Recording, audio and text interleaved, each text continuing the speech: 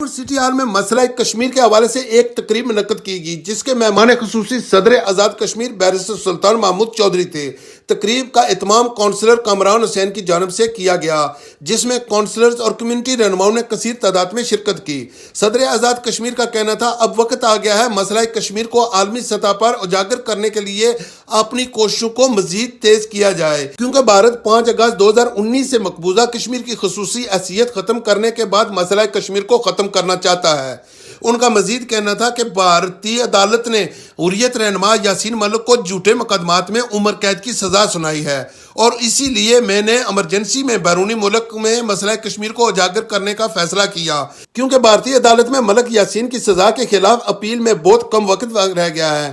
یاسین ملک کے حوالے سے قانونی مشاورت بھی کروں گا اور مسئلہ کشمیر کے حل کے لیے اور بھارتی مظالم کے خلاف عالمی کمیونٹی کے سامنے بھی آواز بلند کروں گا۔ صدر ریاست آزاد جموں و کشمیر کا کہنا تھا کہ ہندوستان کشمیری لیڈرشپ کو ہراساں کر کے مسئلہ کشمیر کو دبانے کی ناکام کوشش کر رہا ہے۔